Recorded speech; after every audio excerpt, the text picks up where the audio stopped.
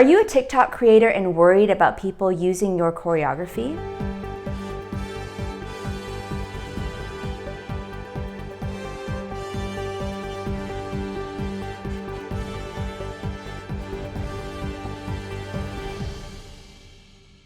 Hello, I'm Withmore, your host for today.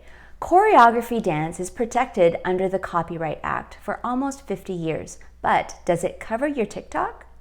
And how is it possible to enforce on the internet?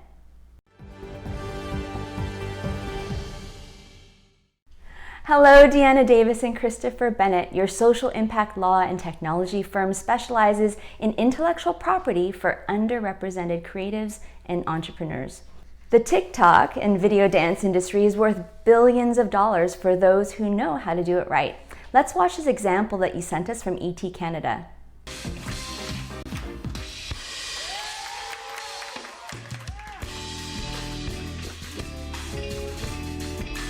On the left is the original video. That's Addison. That's Addison doing an interpretation of tonight's show. So not quite as good. Whatever. We see all of these TikTok videos when people copycat choreography, and as they say in the video, doing a horrible job on someone's really great choreography. How do we avoid these arguments about whether someone should give them credit or not? And is there a legal answer? What do you think, Chris? I think the short answer is yes. It's exciting that in the United States Constitution, in Article 1, Section 8, they actually have language to let you innovate and create and provide legal protection. So that means that some folks who started a country hundreds of years ago were actually thinking about creativity and innovation. And the mechanism that we have in place in America and in most countries around the world is copyrights, which cover creative expression that's original and it's in a tangible format, like an image of a dance on TikTok. It's interesting to see how that many of the dance or choreography creators on social media have done a basic step, but if they can take it further and have a more advanced and complex step, then they could actually potentially achieve a copyright. And we're excited because Deana has done work to look at that and to be able to share what is that next step they need to take to acquire that legal right or to be in a position to do so. So what we're really also talking about isn't only the credit, it's the profit that can be generated as well. There is the availability of a return on investment. If someone likes your dance move, like Addison Rae apparently liked the dance moves of some of the other TikTok creatives and used them. Also, there's the availability of return on investment. It may be emotional.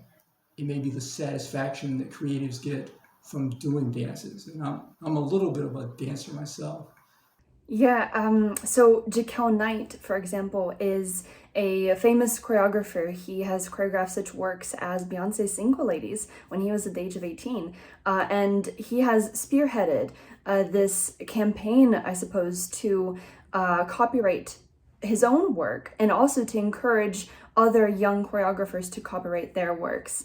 And with the copyright registration, you receive a bundle of rights. So you have the exclusive ability to perform your work, to and publicly perform it, to distribute any copies of it, to enforce your rights. And if anyone is infringing or performing, for example, your copyrighted work, you can then sue them if you have this copyright registration. And so he has been leading the charge in encouraging TikTok performers. So people such as Kira Wilson, who choreographed the Savage Dance on TikTok, to copyright their creative work.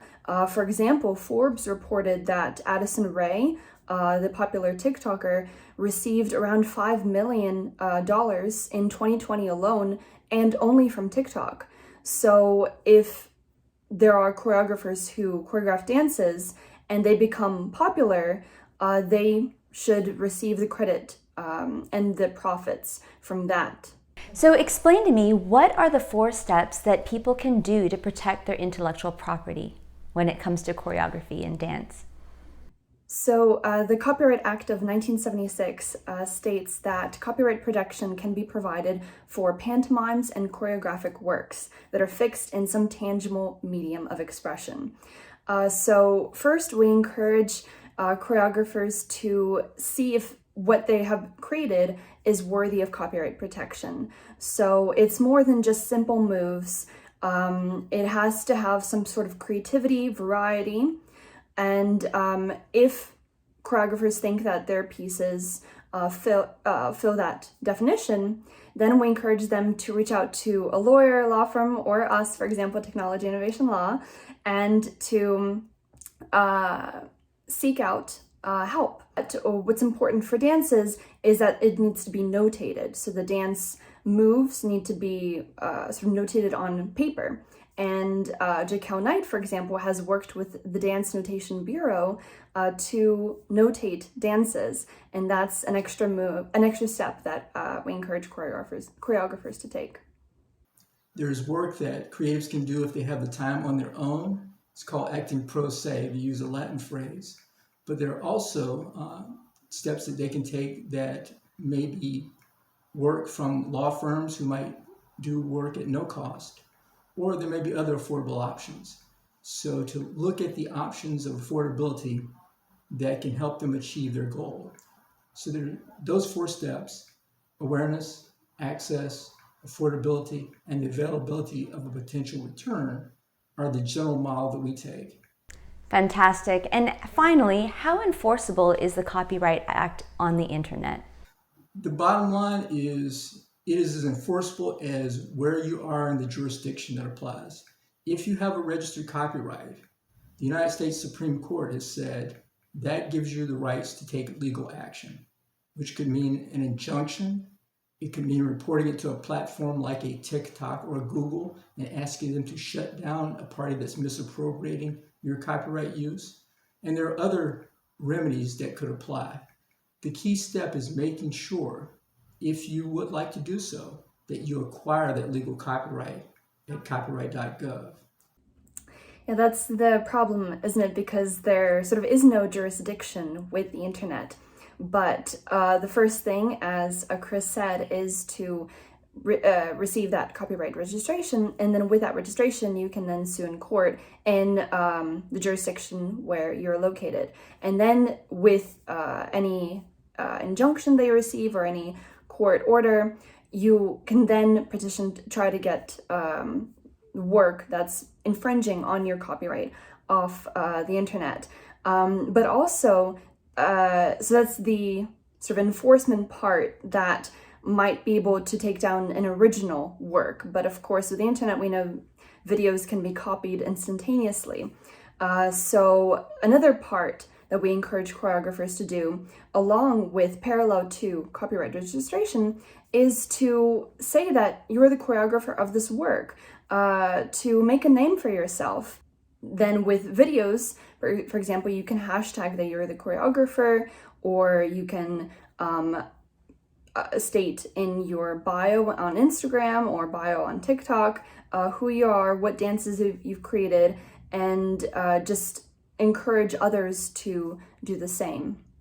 Thank you so much. It's really inspiring to hear that you're working to help choreographers, and especially those in unrepresented groups, to protect their creativity and their rights with a 4-step model that's really clear and simple. Thank you so much for being with us today. Thank you for the opportunity, Anne. In our next show, we'll be talking about e-commerce and how protected is your online store. I'm Anne Withmore. Thank you for watching.